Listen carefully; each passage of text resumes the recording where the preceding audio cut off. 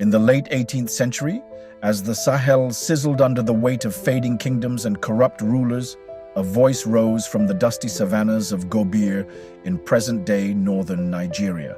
A voice armed not with weapons, but with books, sermons, and a fiery belief in justice. That voice belonged to Usman dan Fodio, a Fulani Islamic scholar who would go on to lead one of the most significant religious and political revolutions in African history. Born in 1754 into a family of Islamic scholars in the Hausa city-state of Gobir, Usman was educated in the Quran, Arabic grammar, law, and theology. From a young age, he was immersed in the traditions of reformist Islam. He studied widely, traveled across the Hausa states, and became increasingly disillusioned with the state of the Muslim community. He saw firsthand the widespread corruption of the Hausa rulers. Muslim in name, but steeped in practices that contradicted Islamic teachings. Heavy taxation, exploitation of the poor, oppression of non-elites, and a hollow religiosity were rampant.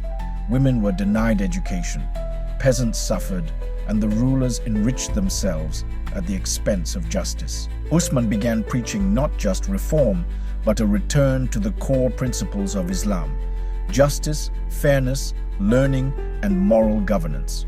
His ideas resonated deeply, especially among the marginalized Fulani herdsmen, oppressed peasants, and reform-minded scholars. He criticized the rulers of Gobir and other Hausa kingdoms for their un-Islamic practices, which drew the ire of the elite but the love of the people. His following grew, and so did the tension. By 1804, the situation exploded. The king of Gobir, Yunfa, once Usman's student, now saw him as a threat. Usman was forced into exile, along with his family and followers. But in exile, he did not retreat. Instead, he declared a jihad, a religious and social revolution not against non-Muslims, but against corrupt Muslim rulers. This was no mere rebellion. It was a sweeping call for justice, learning, and piety. What followed was a full-scale revolution. With swords in hand and the Quran in heart, Usman's followers, Fulani, Hausa, and others, swept across the northern Nigerian plains. Kingdom after kingdom fell. The jihad was brutal but strategic. In less than a decade, Usman dan Fodio had dismantled the ruling dynasties of the Hausa city-states and replaced them with a new Islamic order, the Sokoto Caliphate. The Sokoto Caliphate, established in 1809, was not just a military conquest. It was an intellectual and administrative marvel. Usman dan Fodio, refusing kingship, appointed his son Muhammad Bello and brother Abdullahi as leaders, ensuring the caliphate's governance rested on scholarship and decentralization. He continued writing, producing over 100 books on Islamic jurisprudence, education, governance, and women's rights. Yes, women's rights. Usman's daughter, Nana Asma'u, became a renowned poet and scholar, continuing her father's mission of education, especially for women. The Sokoto Caliphate prioritized literacy, justice, and scholarship.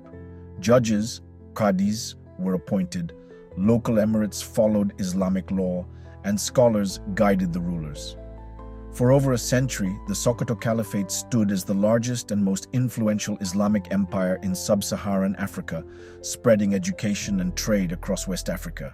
It survived revolts, external threats, and internal disputes, but its fate, like many African empires, was sealed by colonialism.